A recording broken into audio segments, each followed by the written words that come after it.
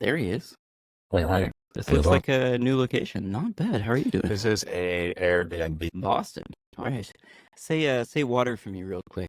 This is the test. What's that? Water. Water? Water. Harvard? Yeah. I've been Yeah, watching, we were up at the, as mentioned last time, I've been watching a lot of Cheers, so I can kind of tell the New York versus Boston accent of the actors. yeah. What are you doing out there? Yeah, yesterday we were at like a water splash pad with our daughter, and right next to us there was this guy, kind of a rougher. I mean, like, Okay. definitely somebody who definitely loved his kids, and his kids were having a great time, and had four of them, but one of them did something silly or they didn't like. He says, "Oh yeah, I was going to have it," mocking them. Harvard. It's like, oh wait, they really do say have it. Yeah, that is beautiful. If there was another video I saw, or like a news anchor talk or news person talking about and she says, in New Hampshire, and so sorry, New Hampshire, because she's used to getting rid of her Boston accent. And apparently, like, even the New Hampshire governor responded to that video, like, commented on it. We're okay with New Hampshire. I grew up around Bar Harbor, which is Bar Harbor, which people say just in such a delightful. So, what's going on in Boston? That was that part. You got the KubeCon shirt on? Is there something Kubernetes going on out there? No, that's just I'm wearing my CoreOS shirt. I'm not sure if you call it CoreOS. I like the the dead brands of IT. Yeah, that's what I'm here for. Yeah. I remember early on I founded CoreOS. Oh, I can't remember now. It's been a while now. My apologies. I remember. You know way more founders than I do. I seem to remember I had. It was either dinner or just snacks or something. It was me and Alexi and Tim. CoreOS. And so back when it was pretty cool. Right. And CoreOS was a shining star. Yeah. And I had no idea what CoreOS was, and obviously I had to explain it to him. That's hilarious. Yeah. Yeah, I was a big fan back in the day. It was so small. Yeah, it's very niche, even at it during its heyday. Yeah, unfortunately. It's just one of those things.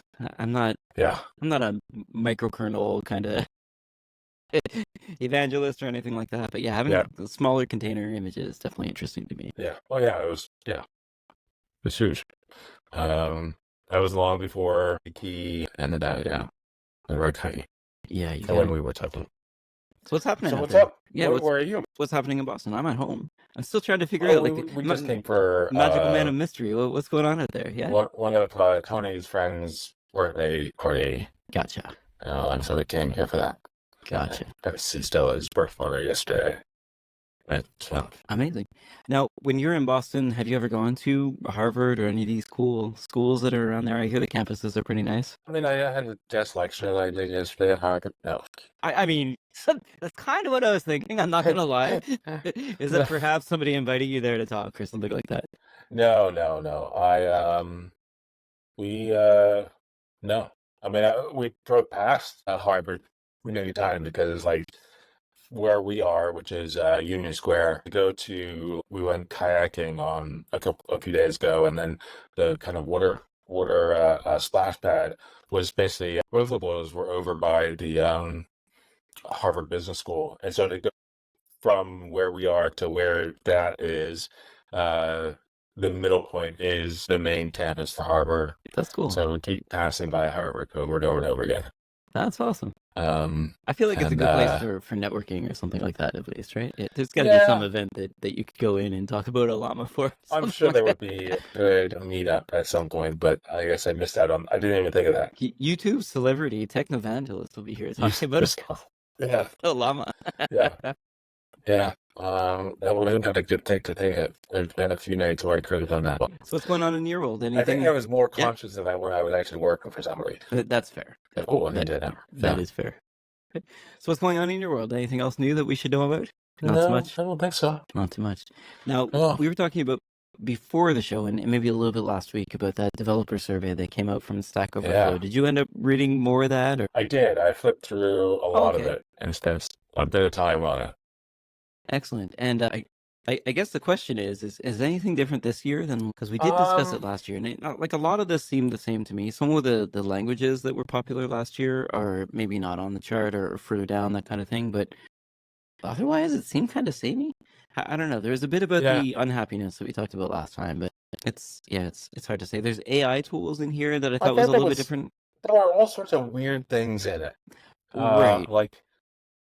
I mean, do I go? Well, how do we want to tackle this? Do we just want to cover the weirdness? I mean, it's up to you. So some of it to me is like, I guess I still want to understand what maybe the lay of the land is for, how do I say, well, I'm trying to put a fine point on it, but like the tool that helps you while you're coding is something that I'm always Right. interested in, like the one that actually is useful that you're Right. using. And it feels like Copilot has come out ahead of Tab 9 this year in a big way. In fact, in a way that I didn't think would happen.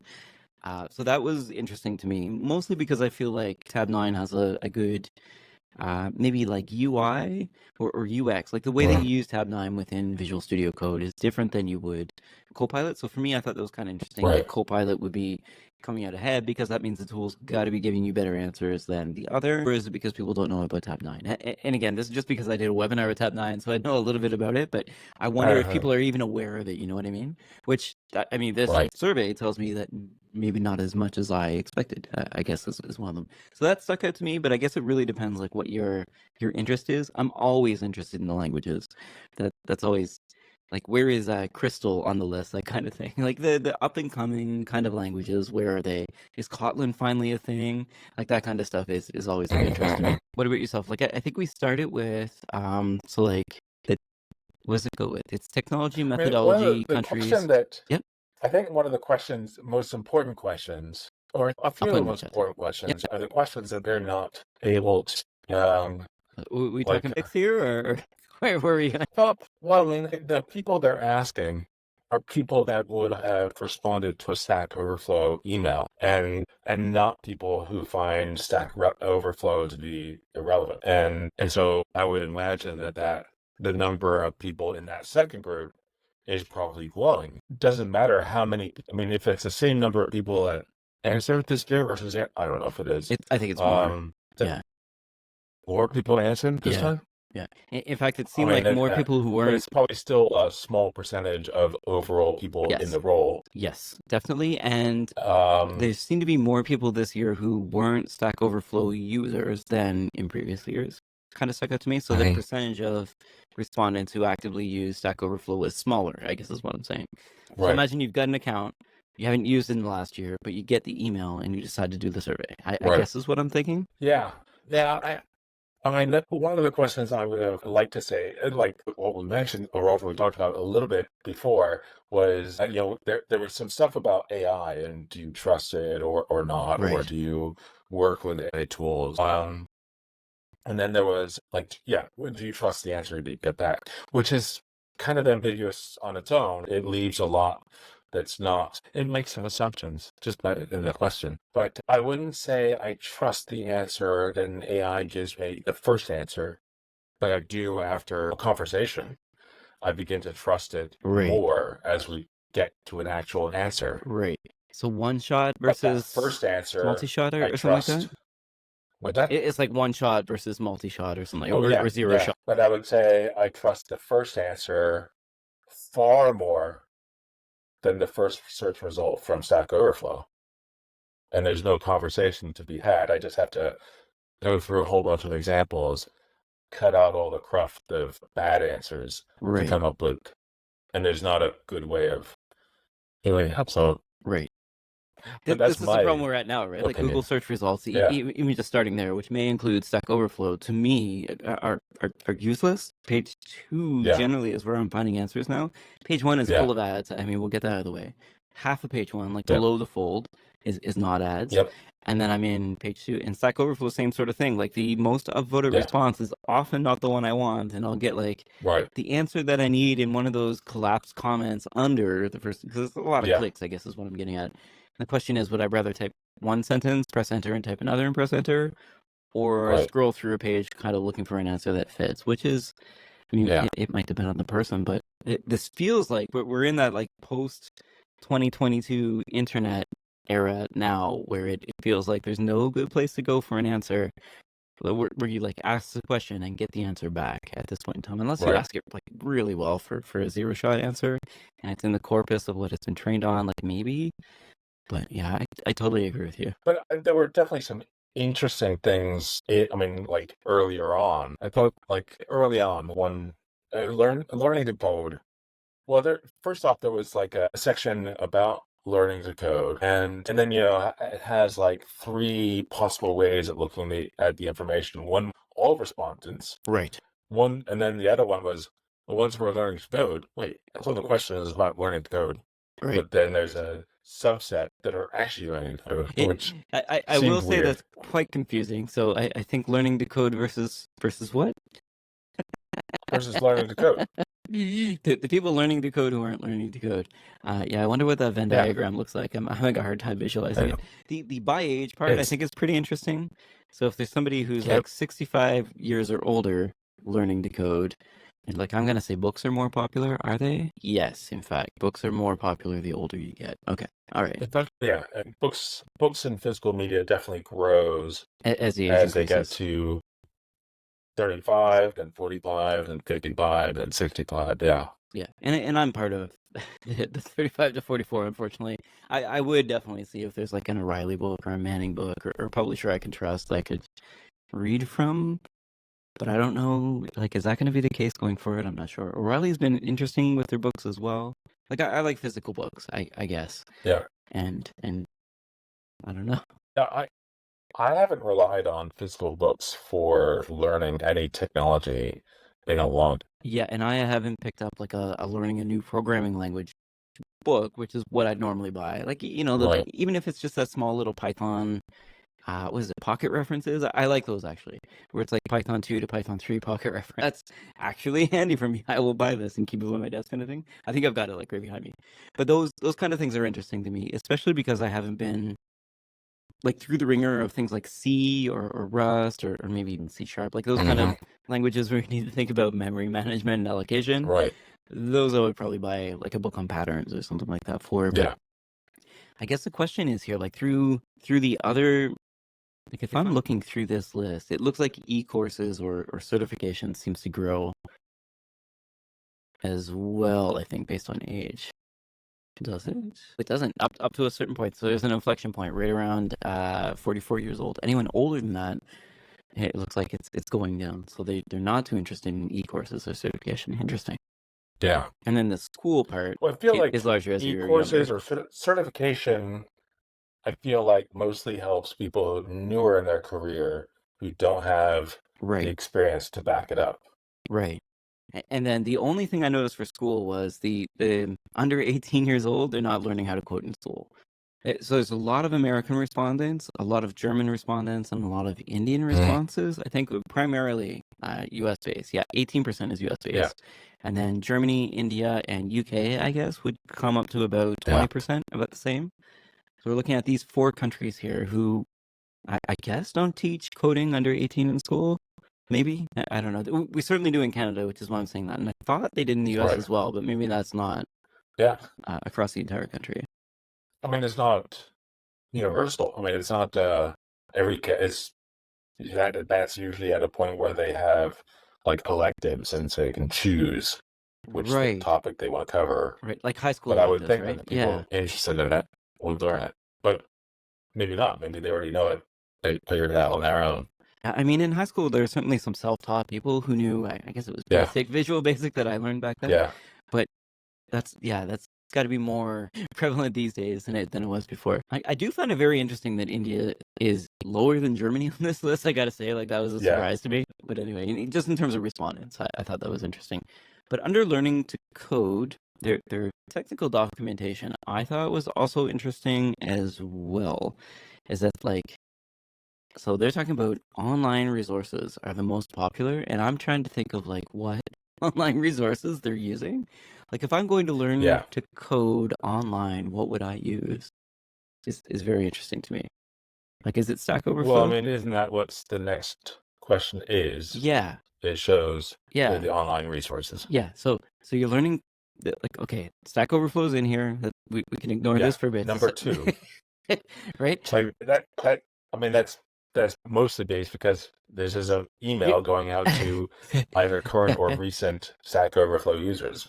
And this percentage seems to be higher than the percentage of Stack Overflow users that they said responded, which is also kind of interesting. But anyway, we'll leave that where it is. Yeah, But technical documentation, at least in when I was coming up, this was not where you went to learn how to do stuff at all. no, The docs were terrible, and yeah, maybe some of me thinks that the fact that tech talks are above Stack Overflow here is actually awesome. I was surprised at how-to videos, honestly, or video-based e-courses weren't a lot higher, because when I talk to people, they could care they could care less basically about most of the things that companies put out other than their docs and like videos. So like a 10-minute, 20-minute YouTube video kind of thing seems to be the sweet spot, as I'm yep, sure you're yeah, well aware. yeah, It took me a little while to realize this, but people do want to be able to sit down and sort of watch something on a coffee break, or the coffee break equivalent, 15 to 20 minutes, get in, get out, get enough ideas going that you can then pull up the docs, pull up some samples and get out, right. that kind of stuff.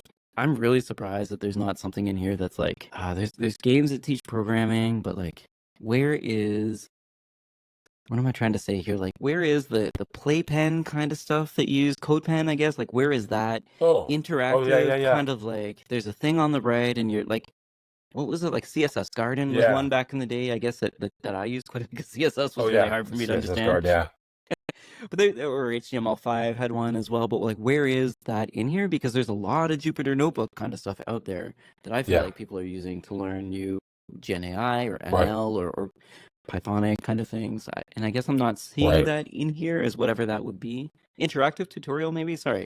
That's probably exactly what it is. yeah, But that I assumed would be higher, and I really thought video would be higher. Online right. books is quite high. Like, as somebody who has paid for Safari quite a few times in the past, I'm surprised that this hasn't really hit mainstream, because it seems to be the place to do it right now, but also when I talk to people, most people aren't being. Yeah, but I mean, it's it's kind of expensive. I mean, I It's not guess the even kind of equivalent it. of like It's very expensive. It's like 500 Canadian dollars, it's which has got to be yeah. 400 So US. the equivalent of 12 books or 13 books. Are you going to buy 12 or 13 books in a year? Right. So the answer used to be yes. The answer these days, Yeah. for me, is not. So the I mean, math it doesn't work was out. for me when I got Datadog to pay for. Right. Right. And I feel like that But is kind of like the Udemy kind of thing, right? In terms yeah, of like a company paying for it, because Datadog also, yeah, again, in my opinion, so respect my yeah, employees. I have to say this every time, but like, we have this amazing resource of video tutorials, which I like yeah, because I can get in, get out, or maybe survey a few of them because some yeah, presenters are better than others. I have yes, misophonia, and sometimes if the person's got like a like S sound, it's just like, I can't take it yeah, kind of thing. Depends on the production quality and the voice quality, as well as the quality of the material. But I feel right, like video-based tutorials should be a lot higher, at least in terms of what yeah, I'm looking at. But AI in here is 37%, which I mean, maybe this is a sweeping generalization, but I'm wondering what that is. What is this AI that they're right. learning from? Are they talking to I, Llama I 2, Llama 3? What's going on here? and I 3.1? feel like that's one of the things that's covered later on in the AI. See, this is because I have not read the entire thing, so this would be You why. told me to read it and you didn't do it. Absolutely, I did. Oh my I God. mean, listen, the road to heck is paved with good intentions. I intended to read it. I may have had Um, a nap instead, but they actually do talk about the AI stuff. Sorry, I will find that in here. My apologies. yeah, well, so we'll come back to that Okay, because I definitely have some questions on that. But then years of coding was interesting. right, Although I at first when I switched to average by top 10 countries, right. at first I thought for some reason forgot like in the time between when I am clicking on the next one, I forgot that they was saying years coding and not age. And I thought, wait, the average age of UK Eight. programmers is 18, and the average age of Indian programmers is 8. But wait, what? Okay, you're programming. Okay, okay, got it, got it. Because it should say average years coding by top 10 country. Yeah, it does. Right, I think the fact that average has the word age in it makes me read average age. But right. Maybe that's what it was. that's a very good point, because when I clicked on that, I immediately thought this is age, and I was like, oh, 18. Right, Wait, these are going down. This is rather serious. Yeah, I guess the thing that I think looking at this is like the majority is 1 to let's say 24 years. And then after 24 years, people are retiring. Is what Yeah. is how I read this. Is like Yeah. you're bell curved out into management or something like that. Yeah. Is what that looks like. So your lifespan's about 20, Yeah. 20 to 25 years, right? So, and actually, the next section, years of professional coding experience by developer type. And the first two, the ones with the longest coding experience, are senior executive and managers who aren't coding anymore. So the ones with most experience, they're not coding anymore. Yeah, look So at us. why are they even listed as coders if they're not coding? And then we've got senior exec, manager, which kind of called it dev advocate and product manager. I mean, these are some of the things that, and maybe this is me carting out the soapbox. Like the dev advocate, I get. I think a lot of the developer advocates that I talk to are technical. Generally, will have Right. quite a few years of experience.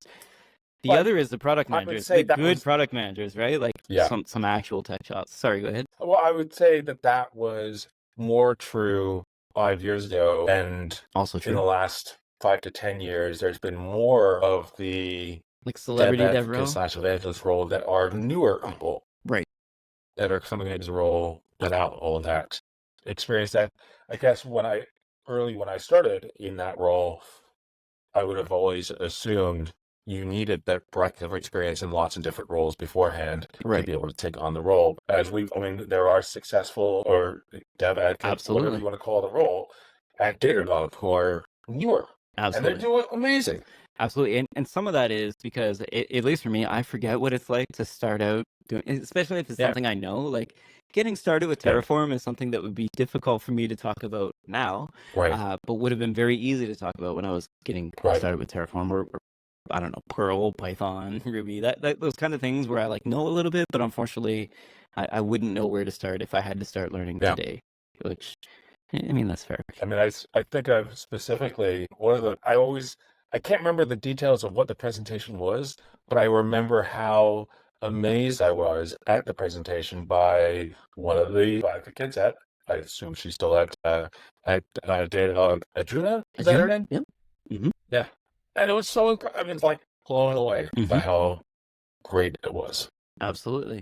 Yeah, and it also depends. I think in Dev Advocate, we kind of rope in a lot of stuff. So if we're talking about incident management or something like that, it might be less about development. It might be more about your experience as an ops engineer, SRE, or whatever you want to call it. Yeah, it is interesting. And then under here we get DB admin. I mean, I know a lot of DB admins or have worked with a lot of DB admins, and I find it interesting that it's just really high in terms of coding experience. Like the people who kind of stay in that role for a long time, I guess is what I'm trying to say. That they tend to be lifers. That they stick to that role. They like it. They're comfortable in that area. And then under here again, we've got so PM. I thought was product manager. What did you read PM as? Because product manager is up there as a project manager. Is PM? Oh, is that a different role? Yeah, under DB admin, you've got education, which is fine, and then there's PM. I don't know what Ent is either. Some of these are like yeah, but there's some. Okay, it is in fact. You can mouse over it. So it's educator. Oh, okay. Project manager. And enterprise developer. Definitely not prime minister. Possibly not. No. It'd be awesome if our prime minister in Canada understood coding. This would solve a couple problems. Again, no politics this year. And then like further down, I mean, a lot of these I find kind of interesting in terms of like how we're divvying this stuff up. Your full stack engineers have less experience than your SRE. Like there's a couple stuff. Your full stack seems to be a bit of a joke. I guess that's kind of what I'm. And then the lowest of all of this is front end, which. Again, always amazing to me because the front end code that I've tried to read, it's just always really difficult for me to understand front end code. I got to be honest. It's like this is why I'm in the HTML5, CSS3 kind of playgrounds because like I really don't know what's going on in there. JavaScript continues to mystify me. Math and JavaScript, I don't know. TypeScript, perhaps I understand. But yeah, I think the rest of this kind of reads the same as usual. The marketing or sales professional having 10 years, I mean, that's great. Security professionals having 10 years again, great. Not my experience, but kind of. What was the next one here? The rest, I mean, we kind of briefly touched on like the dev roles, geography. You mentioned those: US, Germany, India, and UK mostly, and then a whole bunch of others. And then age. sort of interesting. Okay, You didn't find that it's Ukraine being more. on here above Russia was interesting in terms of country size, or like Ukraine over Poland, just in terms of Yeah, things that are neighboring. Yeah, it feels kind of interesting to me. And then yeah, I they mean, go ahead. I guess I've heard of more software companies based in Ukraine than I have, but maybe that's only because of Right, the current right, situation there, exactly, and so they've been bubbled up to the top. I exactly. don't know. It's very interesting. Now, in terms of technologies, like, is it any surprise to you that Python? Sorry, that JavaScript was first? No, Okay. no. Was it of any surprise to you that HTML CSS was second? How is Python not second? Maybe this is how is I that mean, possible? they're all within like probably the It's 1%, two margin of percent. error, Yeah, a couple 1%, 2%. percentage points. Yeah, So their HTML, CSS, Python, and SQL are probably all roughly the same. they're probably the same people, Maybe, yeah. right? You know what I mean? Like this 50%. Yeah. This is like core tech, I think, right? If you're thinking about how Yeah. to start a web page, it's going to be some backend in SQL, some SQL language thing. You're going to have Python probably running your API, JavaScript maybe running some front end fun stuff, and then it renders out to amazing Yeah. HTML and CSS. And then TypeScript somehow being less popular than JavaScript is still mystifying to Right. me, but here we are. And I Yeah. love the bash and shell are still up there because it feels like a cockroach. It's not going away. It's one of those skills, like Yeah. one of the few things that I'm so happy I concentrated on early in my career Yeah. because it got me so far for so long, which is so sad. But here we are. And then again, yeah, you get your Java, your C Sharp, your C++, your C. I don't want. I want to call these like or Rust. I don't want to call them like serious I mean, languages, but are a little bit more technical in terms of what you need the to do. things I'm most amazed Yeah, at are, as you go down towards the bottom, right. what are the languages or things that you haven't heard in a long time that somehow Still are here, still showing up? like COBOL. Fortran, Yeah, Ada. yeah. Ada. Sorry, maybe I saw it last year, but I have not heard of Ada in a long time. Okay. Yeah. Zephyr, I don't know about, but Um, Nim and Crystal are the two that I'm kind of watching in terms of languages that started. Is it 3-4 years ago? They kind of got on my radar, and I'm always interested to see like where they go on the chart. Same with like your Right. Erlangs, your Haskells, your Elixirs. They're still in here, but these are Those are all Scala. things I'd expect to see down towards the bottom. Yes, because it But wasn't Ada difficult. Yeah, to still show up. doesn't make any sense to me. And its I mean, Solidity. Fortran makes sense because of how much Fortran is written in the world. Absolutely. Apex is Apex is that the Salesforce one or is it the one that runs on Big Iron? Mhm. I'll have to look it up. And then OCaml, I think. I mean, we've touched on before. Zephyr, I'll need to look up. But yeah, F Sharp being on this list as well is like a lot of the functional programming are interesting to me. I don't know why they did these. Why they shortened some of these at all? I got to be honest. Like JS, Pi, TS. Yeah, that is weird. Like Ruby is shortened to To RB. R, yeah, RB, and then R, I guess is R. Like, I mean, they are .rb files. I mean, But it's shortening VBA from Visual Basic sure, for apps makes sense to sure. VBA. But like, But Ruby to RB? is Dart more What popular does than that have to Ruby? do? Do you really What? think Dart is more popular than Ruby? Oh, yeah. Or like No. Lua more popular than Ruby? Is Ruby like assembly is more popular than Ruby? Yeah, I mean, Lua is pretty popular. I Yeah. mean, it's a lot of places. It's in what is that? Roblox. It's in Roblox. Oh, yeah. It runs Telegram bots, I think. I mean, it's meant for embedding in. Was it for embedding in games or just embedding in applications? Yeah. I mean, both is my understanding. It's like a scripting Yeah. language to run within like a playpen within a game for sure. And then I mean, there's not too much in here that was a surprise, but like Delphi is still on this list, way higher than your COBOLs and your Fortran. Yeah. Anyway, and I didn't see Perl on here. Is it? Oh, it is. Perl is still on here. Yeah. Oh no. Well, 5%. But it's in that probably everything below, say, Everything below 5%. assembly to Haskell is probably all like about the same. Yeah, long tail. It's interesting to see, like, Go, Kotlin, Rust are all sort of the same kind of layer. Okay, that's and PHP is pretty high up this list. It's still As it goes as low as it is. Yeah. I mean, I guess in terms of speed, so there's Rust, C Sharp, C++, C, Java. Interesting. And databases, it all kind of makes sense. Nothing really surprising. It Although, I mean, I guess just the surprising thing is that they had to shorten Ruby to RB, and yet they didn't shorten, what is this, Firebase real-time database, which I have to click on to be able to see the full name because it scrolls off the page. FRDB, Microsoft Access. You expected to be on this list? That's strange, yeah. One that's in here, like quite a bit further down, is ClickHouse. I'm surprised that not as many people are talking about ClickHouse.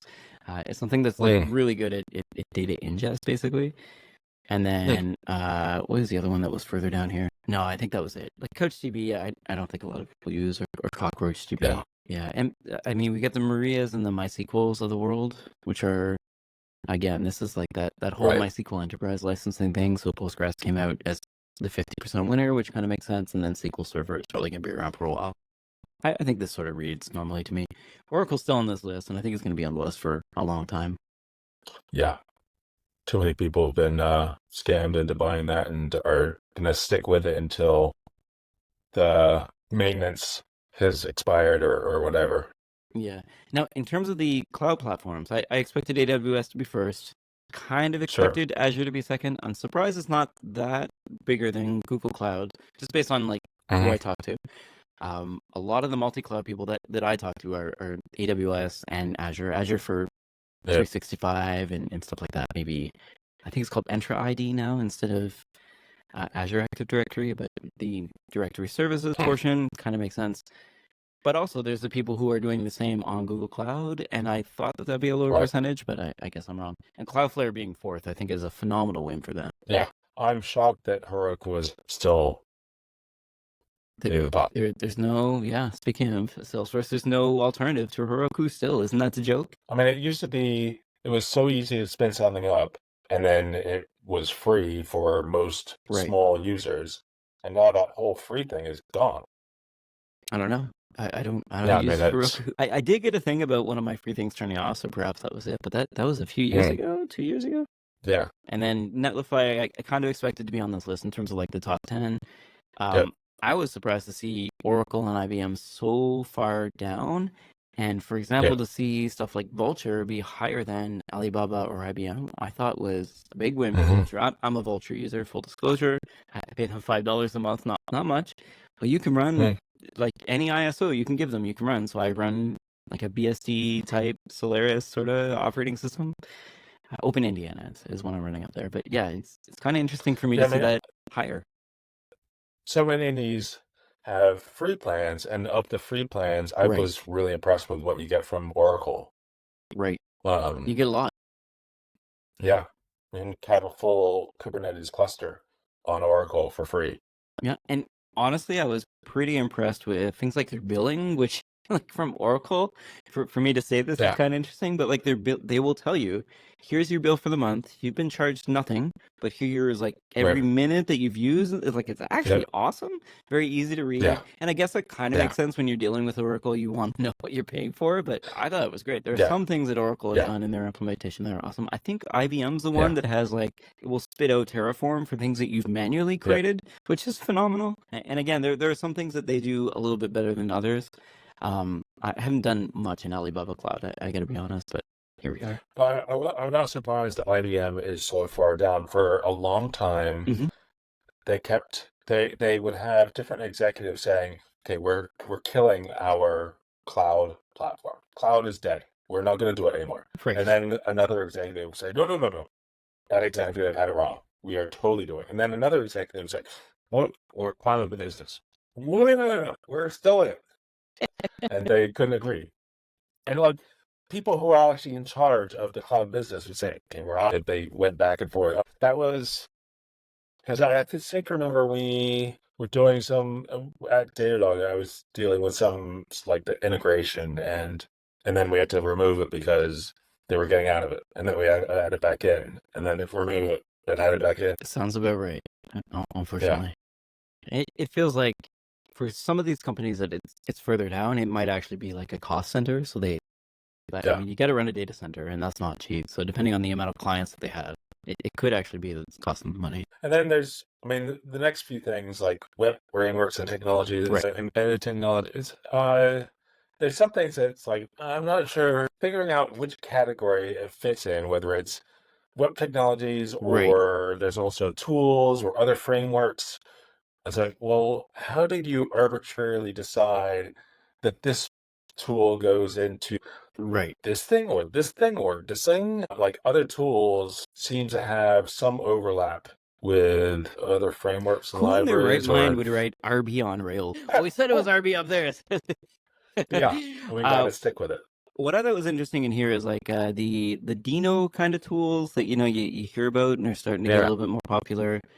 Is that the only one on this list? It is, in fact. So like, there's no bun or anything like that there's I'm no seeing. more. Yeah. Yeah, but those like really fast JavaScript new tools. I don't know if they're Yeah. cross compiling or just in time or what have you, but I feel like these are kind of making, for me, JavaScript a little bit more palatable. And it seems to see them on this list, even if it's pretty far down, I think is interesting. And then the other frameworks and libraries, again, it does feel like it should have been the top. So like, this is where we put .NET, so it could be at the top of the list. Or like comparing Kafka and .NET doesn't make a lot of sense to me. Spring Right. maybe, Spring and .NET, sure. But then you get Yeah. .NET and .NET Framework, which I understand are different things, but does .NET belong? These are two different things. Hugging Face Transformers is on here. Really? Hadoop's on here. Yeah, it's weird. Some of these are platforms. And then I guess is other what I'm getting at. tools is Yeah. weird. Like okay, Docker, okay, Docker versus NPM, okay, Maybe like package versus pip, delivery. or Maybe. Homebrew, Maybe. okay, Maybe. But like make it is hard. and just Like making a big yeah, mind map of where these things belong. But like, right. how is are these all package management or software delivery? Like, why is Kubernetes in here? Kubernetes is a platform. Unreal Wait, Engine. Kubernetes is in this one? Yeah. Where? Fifth down, sixth down, seventh down. Docker, npm, pip, homebrew, make, which one? Vite, and Kubernetes under other tools. Oh, Just oh above my here. God, you're right. Right? I think it's a platform. I mean, if SQL Server is a It's platform, not just other tools. Kubernetes, yeah, that other tool. yeah, also Whatever. ran. Yeah, and like, are more people using Docker than Kubernetes still? Locally, maybe. Yeah. Very interesting. Yeah. There's a lot more users than there are data centers. Good point. And the user, I mean, there's no reason for a end user to be using Kubernetes unless they're building for Kubernetes and want to replicate it locally, because there's just more overhead than just a simple Docker. Now, on the Did IDE you play side, around with OrbStack? It's a Docker. No. OrbStack. OrbStack? Pretty cool. It's an alternative to Docker. It's kind of annoying that it will, when it installs, it kind of takes over Docker. Right. Like the Docker commands. Yeah. But it's big. I mean, it's Mac only, I think. Though. No offense to the Red Hat people, but like, better than Podman for me, at least, because like Podman isn't necessarily the thing. In the IDE part, I listen. We don't talk about politics, religion, and editors. but at the very end of this list, I saw something that stuck out to me that I was very happy about. Do you see it in there? The very, very end of this list is an Spacemax, which is like the Emacs Vim kind of package, which I honestly love. Or Doom Emacs is not on here, but like one of those two are very interesting to me. But I think it's fantastic that it's on this list. Like that is great. BB Edit above that, amazing to me. Speaking of like a really old tool, there was a question in the comments about what you should use on Mac in terms of tooling. Back in the day, BB Edit was absolutely that was the only choice. Yeah. Answer. And these days is absolutely not the answer. Please use Visual Studio Code on your Mac. It was BB Edit on Mac and Notepad++ on and PC. Again, love to the Microsoft team, but Visual Studio on Mac is not the same as on Windows at all, unfortunately. So I wouldn't recommend that. The Visual Studio Code, it seems to be what everybody uses. I have a free license to it on Mac because I'm Microsoft alumni. I don't use it. I sometimes use it when debugging .NET, when you're trying to move between versions is the issue. Like the dependency management's actually pretty good. So if you need to go through and like upgrade a bunch of packages to make sure things still work, it'll get that done. If you want to deploy something to Azure App Service and watch real-time telemetry and fun stuff like that, this is not the tool for you. You need a Windows VM. And again, like Xcode So being we so are far down this list. we're at like 48 Oh minutes. shoot! Yeah, we could talk about this for 3 hours. Is there anything could. in here that's like a big takeaway? Because like those are the biggest ones for me, is like the programming language and stuff like that. A lot of these are kind of fire graphs after like, that. OS, it wasn't weird. Okay. Operating system, it's like And you heard operating Microsoft systems. recently said that like Linux is predominantly what people are running on Azure, right? Where you, Oh yeah, which yeah. is surprised to no one. I think surprised to Microsoft Makes people. sense, yeah. Yeah. Sorry, which operating system? No, I mean just the operating system category. Because it's like, well, wait, okay, you have your iOS on your phone. Who cares what you have on your phone? I mean, what are you actually doing for development? I mean, like, are you? It seems like a weird thing. It's like, yeah, let's look at everything on the people have. Some of the stuff just didn't make any. One of the big things. There's no way Haiku's on this list. I'm just gonna straight up call it. There's no way the BOS open source replacement is at 0.2%. Like, is that what Haiku is? Is it BOS? Somebody is lying. There's no. I try not to swear here, but there is no way. Yeah. I love it as much as I do. It's like near and dear to my heart. There's no way. And I've seen the videos that these people are talking about. Like, it's aspirational because they've seen them on YouTube. They're like, yeah, I'm gonna write some C++ code. Like, there's no way. There's no way. Yeah, it's impossible. And Cygwin as a that's OS, not. I mean, Cygwin is. It's also kind of dead. It's also kind of dead. Binary links and stuff like that. Like all that's dead. Yeah. WSL is going to trounce that for sure. Cygwin, I think the only reason you'd use it is because you're in an Oracle shop that requires Cygwin in order to like complete an install. It's got some like really hokey stuff that you need to do on Windows to install Oracle. That's it. AI search and dev tools. Okay. Neva Here we is go. Still listed, and Neva is gone. Was gone like a year ago. Maybe even 2. Yeah. So Perplexity is pretty high up on this list. Find that interesting. Yep. Tab 9 is pretty low on this list, which I find pretty interesting. GPT and Copilot, I think let's just rope them together and say whatever the heck Microsoft is doing in the AI world seems to be successful. Gemini is pretty high on here. I've not heard of anyone. is not. So very interesting. Well, like look at this list. Sneak Code is on here, and Olama's not. Sure. Yeah, whatever. But then there's this whole, the one below that is admired and desired. Right. Now, these get a little bit confusing. And this made no sense to me. Because they are saying, well, first off, there's blue and red. Red, to me, usually means negative, but I think that's just admired. But nowhere in the question, because they show the question that they ask, nowhere are those two words ever used, admired and desired. I see what you're saying. It's just confusing. I've looked at that for a while. I was like, I can't figure out what they're trying to tell me. To me, the spread is interesting. So Rust, Elixir, Zig, Clojure, GDScript. The part where they're saying like, hey, this would be really cool to learn, but I'm not going to do it.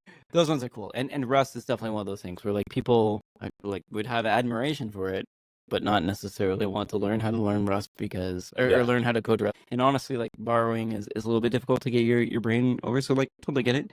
Zig though, is Zig that hard to learn? Or maybe they just don't want to learn it. Elixir, maybe. Clojure, maybe. Is that even what they're saying? I don't know. Highly desired programming languages, but most admired. Have you done? I have no idea what they're trying to say out of this. Yeah, it's just. And same thing for the databases. Hey, we have 7 minutes.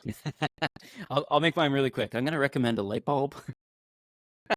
So I've got some of these Aperture, I think they're called B76s. For those listening to the podcast, I am showing you a very fat light bulb, which I think I could turn on if it had power, but it's an RGB light bulb. This has become very handy for me when I'm somewhere else. And I can replace a fixture with a light bulb and take a photo in the way that I want without it looking too different, basically. So you get the equivalent of like a 200-watt light bulb for, I think, $50 US. So not cheap at all. But 3 of these, if you happen to be shooting in someone's office or their kitchen or something like that, you can just replace the fixtures with it and do whatever you want. You can make some of the lights purple, whatever. So it's like a Philips Hue thing that you could take around that works with all the other Aperture stuff. It's fantastic for the streamer people or like the Matt or the Ryans of the world. You can shove it into a fixture in the background and control it like you would all of your other lights, which again sounds really silly and kind of expensive. You don't need a lot of them, but it's actually really handy. What I've been using it for, which I would not recommend, is you're holding your camera here. I don't have one beside me. You point it at the camera and then I've actually been putting my thumb between it and the camera and creating like, and I've been Oh, loving it for creative portraits. So wow. I find Okay. these really handy. I've taken something in New York to just take photos or whatever, or light myself Yeah. when I'm doing like an interview or a webinar or whatever in the room. Right. Super handy. You can put it behind your laptop. It will hit the Hmm. wall, glow, won't hit the laptop, and then come over the screen and light you up. Super handy. It was on my desk. I've yet to stock it. I think they're really cool. Yeah. I would highly recommend the Aperture The one B7C. thing that's holding me back from that is that I don't have any of those that picture in my house. Gotcha. Now, the thing that I like about it is that if you wanted to go to like a thrift shop or whatever and buy an Oh yes. interesting lamp for a portrait Yeah. kind of thing, you could easily just grab a $5 lamp, shove this in it, put it on Yeah. set, and good to go. But Because I hear that ya. Yeah, this is like the old it's school got a style. battery, but also powers off of that screw mount. One con, yeah, you can't recharge it any other way other than this, and you can get Yeah. them at like Home Depot, just a little Sure. like Yeah. a plug to this kind of thing. But yeah, there's no other Yeah. way to charge this than having a Yeah. fixture. And if you don't like, yeah, agreed. I've got one that's accessible in my living room, so I can only charge one at Yeah. a time. Yeah. What about But yourself? yeah, What amazing light. quite handy. What about yourself? What did you Um, get for a recommendation? I only have um recommendations. Do you I have think I any? might have mentioned. Hmm? Huh? Do you have any Mac tool The recommendations? Because we did have one question about Mac tools. I wasn't Yeah. just So joking. I was actually gonna look at what the questions were. Yeah, so it was Vast CNC asked, I remember you talking about Mac productivity tools a while ago, but couldn't find the stream or segment. I just switched to a Mac and would appreciate some quick suggestions. So Olama, VS Code, But not that's not not Mac specific because that's oh, that's true. OrbStack, it just came up. OrbSac just came up. Uh, what is Mac specific? One thing that I did a video on pretty recently was Super Whisper, Ooh. and that is Mac specific, and that was a speech to text. That one happens to cost like $8 a month or free with setup, but there's plenty of other options as well, and there's probably other options on other platforms. I don't know about Macs. I mean, one of the tools that keeps me on the Mac because it's only a Mac tool is Final Cut Pro. Okay. But I'm weird because I do videos, and um, I upgraded to Final Cut from Premiere years ago, and I'm never going to go back to that garbage. And I play around with DaVinci, and I'm not convinced. But Shots fired. I would recommend iTerm. Like this is the tool that I use the most on Mac. iTerm, absolutely, yeah. And then other than that, I paid for iStep menus. I'm not sure if this is a hard recommendation, but I've been using it for years because I want to know what's happening with like my internet, my memory, my SSD, CPU, all that kind of stuff. I guess I really do like monitoring, unfortunately. So iStep menus for me is one of those big ones. I use a different one now, Oh, but I okay. was on the iStat menus. That's also set up. So one of the things I use on the Mac a lot is setup. It's $10 a month, I think, and then it gives you like I don't know. At any one time, I probably have 15 apps that are free once you've got setup that are always running. Setapp, right? SETAPP. That's Yep. Setapp.com, which is made by McCall, I think, which is a Ukrainian-based company. There Not you that go. that had anything to do with it. Are you But an it came up earlier. OmniGraffle user? That's another one that's Mac specific. I used to be, but I don't. What else is there? I'm just going through my Every now and list. then I kind of want it, but I don't. I mean, there's a whole bunch from the Omni group, like Yes, OmniFocus is it's another not one. things, but the other one, OmniFocus? OmniFocus, yeah. I'm trying to, I don't know, the only any other one that Mac I've got in here specific. is Tomato One, which is a free Tomatoes timer on the Mac Store. So I use Tomato timers for pretty much everything I do, unfortunately. Yeah. Generally I do like 25 on and then 5 off kind of thing, and I can fit in one Street Fighter game between them. I And can what do do you this do for in that hours. 5 off? Street Fighter, unfortunately, like full disclosure, Oh. Street Fighter, So one competitive of the Street Fighter things is what gets me through a bunch of tasks. One of the things that I've heard suggested for that 5 minutes is to make sure it's more boring than the 25 minutes. I'm the opposite. It has to be more exciting. It's the carrot at the end. But I have to then stop after 5 minutes. then the 25 minutes is the more exciting thing to do, and you want to do it. And so, like, I see one what of you're the saying. suggestions is like to stare blankly at a white wall. And not meditate for 5 minutes. Sure. Text tool, yeah. There's a good one. Suggested it. Absolutely.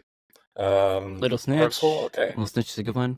Pixelmator is a Little good Scent one. I Yeah. can use. Quick Recorder. Oh, Image Optim. I haven't used that in a long time. Is That's a that good one. Mac specific? I don't think so, but that is a good suggestion. Yeah. Um, And Pixelmator Pro, actually. I use well, Pixelmator, but I also use Designer and Photo from Affinity. Yeah. Affinity. Now, Or no, what have you Canva. decided on for virtual machines? Because I've got like UTM and Virtual Buddy both installed, and I used to have VMware, but it's not on there now. So that one I mentioned Orb earlier, Stack, yeah. OrbStack does VMs. Linux only VMs. I need Mac on Mac. I happen Yeah. to I happen to have a license for Parallels Okay. because it's great. Yep. Last time I tried it, has a tool that's Mac specific. Last I tried it about a year ago, it was awful. Their new version was just garbage. Would unfortunately I agree think with you. they've improved since then because they Yeah. like disbanded the whole Mac team, I think, at one point, and that was a rumor that was not true, but maybe it was. But anyway, it was horrible.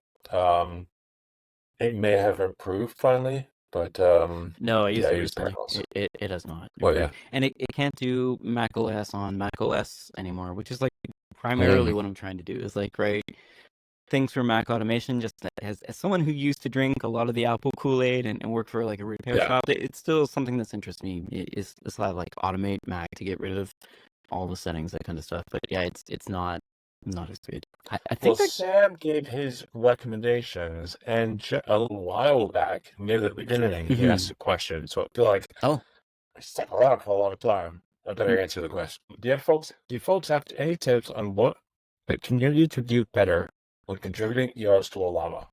Well, like each time I try it, I must be making it hard for them. For example, I created one I thought would be really exciting after trying to start discussions on an issue. And Discord failed to get any reviews or traction. okay. Now you probably got a better answer than me. So let me go first. So Sam, Okay. this is a very busy repository, and sometimes the admins will go through and comment on sort of the issues or suggestions en masse, like all together. It feels like it's once a month. It could be every 2 weeks, but it feels like it's once a month because I'll get the spam when they do it. They'll go through and close things if they're not going to work on that kind of stuff. All I'm trying to say is like, please have patience for the maintainers of a very popular repo. Don't be discouraged if you don't get a reply back right away, would be what I would say. And I'm not going to say it's going to take a month, but it does sometimes feel like that's when they get the, I don't know if it's the spoons or emotional bandwidth or whatever it is to go through and sort of to groom all of the issues. But I guess what I'm trying to say here is like a certain amount of goodwill is coming from me to the maintainers of like a really busy repo that gets a lot of questions of varying quality to be nice about this. Like that is my take. Yeah. But what would you say? There are a lot of issues that get created that are not issues with the product, but rather support issues that really are best done on the Discord. On the Discord. Yeah. And because they have to sift through all this other stuff, they're trying to they would default just by reading the docs or buying it out. And so there's a lot of that stuff. I think that's one problem. Not an excuse, but that's one problem they're dealing with. And then there's a lot of PRs that get created without any, like the first interaction with the team is creating a PR. Rather than every time I've dealt with any sort of open source project, I've always heard generally the same flow. Create an issue, start talking about the issue, get some sort of involvement on that issue from the team actually building the product, in this case, the Olama maintainers. If there's no involvement from them, it doesn't matter what you do. I mean, you need to get their involvement. And then once there's some sort of agreement as to how to implement it, because just implementing something doesn't mean, it could be going in a direction that doesn't fit with either where Olama is today or where it's going to be in the near future, because they're working on all sorts of things. And if it goes in a very different direction, something that would have been solved just by having that discussion ahead of time, then it's not going to get merged in. And I think having that discussion ahead of time, and once it's agreed on, like, here's the approach you should take, here's, here's the approach to take, then go ahead and create a PR. I think that has a much better chance of actually going somewhere. Yeah, and Sam said that they started in Discord and then was commenting on an issue, that kind of thing. I would say that sometimes it's good to take your issue, your PR, whatever, and go into Discord and say like, hey, I posted this like a week ago, 2 weeks ago.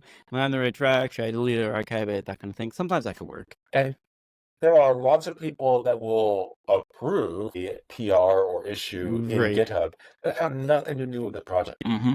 They are just other people that are reading through an issue Right. unrelated to Olama. So that also causes confusion. It's like, well, it was approved. Well, no, it wasn't. By whom? Rando has said, I like this too. Just to drive by, like thumbs up or rocket ship, yeah. Yeah. There was something else I was going to say. Lost it. Can't remember what it was. But I think those are probably the biggest things. Yeah, there's just a lot of stuff they're sifting through. It's a pretty small team. I think it's now about 8 or 9 people. I know one other thing about the errors and issues. Definitely a place where me and a couple of founders they disagree between us. Could be related to why I'm not part of the project anymore. But if there was internal discussion that whatever feature will never, this is not something we're ever going to do. That's never going to happen, or it's not going to happen for a long, long time because there are other things I think we need to focus on. My way to approach that would be to just let them know, okay, this is not something we're going to do and now. I can understand both sides of this coin. Yeah. But that was always the wrong answer, and it should always be left open. And so there's a number of issues that will be left open without an answer. Right. Even though I think we know better to let the person not waiting and waiting and waiting. I don't want to say like devil's advocate, but I can understand why why you might not want to do it. The thing that kind of bothers me is that there's no like pause for an issue. There's close won't fix or like leave open, unfortunately. There's no back burner, I'm going to get to this later. And some of that can be solved by labels actually in the repo, but you have to, again, agree to have a park label and put it in the park area and maintain the parked issues, which can be tough too. This is, have you ever heard of OSPOs? Like open source, what are they called? The to-do group thing here. Sorry, I should have known this before. There were open source program office, basically, and there are ways of running like an open source program and what that looks like in the public. And I think there are recommendations around like closed won't fix and what that looks like. And I'm not going to say that Olama should follow this. This is just something that inside Datadog we've been starting to pay attention to as well. Having recently started an open source website, and OSPO has some pretty good guidelines for this that I'm not saying you should follow, but at least maybe read that could help people out. Yeah, I mean there were a few that I answered my way. And I was scolded for that. As well, are we going to support that? No. So I was correct. No. It could be hard. Yeah, it's so hard. Yeah. I think we've I mean, Sam's kind of saying exactly what we're saying. Like, it is tough, if you think about this entire relationship, like, communication is key in a relationship, and an open source PR is part of a relationship. I wish there was I don't know if there is now, but I don't think there is. There definitely wasn't. Like, document about, here's how to contribute to the repo. Right. And basically stating that process I kind of talked about. Create an issue, make sure there's discussion on the issue from the people who are maintainers of the project. And then there's labels, right? Like good first issue or like more meaty will require work. But anybody can put a label on it. Also true. So there's all sorts of things that are like labels that are not true. Also true. So it's confusing. Very much so. Yeah. All right, that was awesome. Was there anything else in there? No, I don't think so. A lot of feedback from Sam, which is awesome. Thank you. A little bit saying that Matt's a pretty good streamer for some reason. What? Wait, what was that? Love Olama and I love your channel, Matt. Listen to these people pandering to the presenters. So there's one more in here. Sorry, I'll try to find it for you. I use Olama API and love Matt's channel. Look at these people. Are you paying? I think we need to hop in the focus on those 2 comments for another few minutes. Be careful, folks. Matt's ego is only going to increase here. Now I'm going to work in slow motion. Electrical engineering here in Brazil, currently studying possibilities for using AI and CAD GIS locally. Yes, I feel like this industry specifically has been trying to find out like where this could fit. There are a couple local vendors here, which is maybe why I'm more aware of it. But yeah, I think AutoCAD is kind of a fun, or Autodesk, I guess, as a company, is kind of a fun one to watch. Romulo, I'm sure you've seen this, but I think they're doing some pretty cool stuff and have been for about 5 years at this point in time. That's for CAD specifically, so in AutoCAD, SolidWorks, that kind of stuff.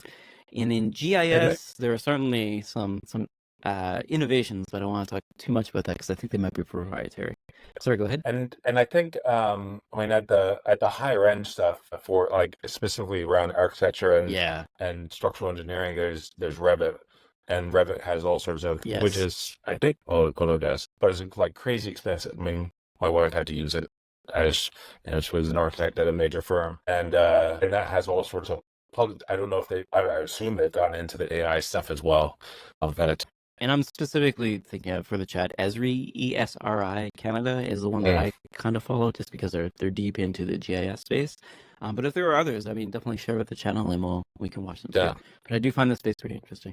Canada being like a large country with very few people, so GIS is pretty important here. Okay, and then I think some people are talking about UI projects. Excellent VASCNC said they'll come back and a thank you. There we go. Okay, awesome. I think we've covered it all. That's pretty good. We didn't go too far over. These developer surveys are dangerous for us, so sorry, folks. Oh, he did find something. Oh no, he's got a book bag. Oh no, don't stop. We're never gonna stop talking. Organization and storage is like that. This is a bag that I've had for years. Okay, it says Mondrama on it. We're off to a good start. It says Mondrama. I was basically somebody who spoke at Mondrama didn't want his bag, and so Kelsey gave it to me. It's somebody, Kelsey Hightower, folks. Kelsey Hightower. We'll pick up that name that Matt dropped there. That somebody was watching the channel, or I think he's watching the channel, and he pinged me out of the blue. Said, I have this thing that I made. I think you would like it. Can I send it to you? If you want to make a video about it, great. But don't feel obliged to make the video about it. Oh, you're at that level of streaming where they just send you free stuff? Nice. I just had to send it to you. Is that okay? And so he sent it to me. And you send it to your P.O. box, right? For safety? Okay. Yeah, I would do good. Yeah, just gonna throw that out there, just in case. I think a pen's pretty innocuous. Like something's a pen. Now I had a while back. I had the LiveScribe, I think it's called, which is a pen. It was kind of a thick pen, and it had about notebook that I had to use with it. It was in fact thick. And then you would like submit or something, and then slowly download the things to your phone or to the Mac, and it was pretty cool. Like you could actually like write out a document and then write the word PDF, and within a few minutes you have a PDF of that page written in your mailbox. Nice. So there were a lot of neat things, but as a pen, it was terrible. Right. The ink was just flowed so poorly. I mean, we'll start it too thick. It was difficult to hold, is why I wasn't interested. Yeah, it was difficult to hold. It had one neat thing about it was it had, as you were writing, it would record what was going on in the room as well. Oh, I didn't know that. And okay. Yeah, so you could tap anywhere on the page and you would hear what was said at that point. That's pretty cool. Maybe that was LiveScribe 4 or whatever. I had a few versions of it. It was pretty cool. And so this is basically the same thing, just what do we have access to now? And what's really nice is that smaller. It's small. It's like the size of a regular pen. Yeah, looks like a pen. No, that this was any different. Yeah. But it still has the same little camera kind of thing going on there. Yep. Almost looks like a fountain pen. It's cool. See it's lit up, and you still use a dedicated notebook for it, which kind of makes sense. It needs a track. As you're writing the text, you just see the text links instantaneously showing up in the app. That's cool. So it's totally live, and so that's really neat. I haven't played around with it much about the. Well, you could stream with that if it's an app. Yeah, that's awesome. Yeah. Yeah. Oh, none of that. Like a whiteboard. Yeah. Sorry. Like a whiteboard. Yeah. My apologies. My brain is obviously on. It's working. That's a great idea. The notebook itself feels the one looks from like a LiveScribe. No, they did it not. does. And very, very nice. You wouldn't know that it's any. You know, it had the buttons or whatever on that were on Oh, the, and so it awesome. looks like it's just what they're doing. So I just started playing around with that. I haven't actually played around with it much, but It looks like but I don't know how to say this. Sorry, is it Loic term 1917? Do you know those? right, yes, I yeah, think that's the right say. Luke term. It does yes. have that look to Like it. I Like have one of those in white for Boston, yeah, like but I notebooks just I looked. actually like, honestly. Yeah. Yeah, Moleskin's a little bit more flimsy, I guess is the I difference. think that's what this is right here. This Yeah. one is their waterproof one. Nice. And I do like But those notebooks, so this actually looks pretty cool. yeah. So I'll play around with it a bit more. I meant to play around with Can it you when tell I us the was name here. of the pen though? I think I may have missed it. Oh Sorry. yeah, this is called the X Note. X Note. Um, AI powered I smart have no writing idea how much set. it costs. It's called the AI powered smart writing set. Yeah, And 307 for this whole set. I believe that's USD. kind of expensive. I mean, compared to a fountain pen, this is about a fountain pen in a book. So if it writes well, I mean, it's not a Pentel pen. It looks like a Pentel pen as opposed to a I fountain pen. mean, I wouldn't say it's as nice to write with as my vanishing point pen that I use most more Right. often, but it's nice. And so in that box, it came with Hold like up. Under 5 the refills. features, you can set reminders as you write down. That's pretty cool. Did you know this? Okay. I did not know As this. somebody who forgets everything, including meetings that have reminders, that is pretty cool. Detail how Xnote recognizes tasks and sets reminders, which is pretty cool. So you can set tasks and reminders. I'm kind of interested already. I just played briefly with the like AI thing, and all I saw was the spinning wheel, and I kind of gave up. Fair enough. But most of that was like in like the 2 minutes before I had to go to sleep to get on the plane. Gotcha. All right, we'll play with it some more. I'm kind of interested in that because that's Yeah. one of those things that I really like is when you're typing a doc and it automatically Yeah. recognizes a date and then can do fun Right. stuff like that. That's pretty interesting to me. I'm not saying Yeah. we need, I'm going to say quote unquote AI here, but like the fact that it can recognize as a reminder and do stuff, I think is pretty cool. Maybe ML is what I'm thinking, but yeah, that is awesome. All right, I think we've covered it. Sorry, folks, we're 20 minutes over. Somebody asked, yep. how often do we stream I did live? answer. Oh, you did answer? Yeah, weekly. Weekly-ish. Don't say that. Well, it's weekly until vacation. the Tuesday morning when one of us realizes, I'm not home today. I'm in a different country, yeah. I almost responded with that today, and I thought, I can do it. Yeah, it actually sounds perfectly fine. All right, let's get the heck out of here. Let's find that end stream button. Okay. And that end stream got 2 windows open.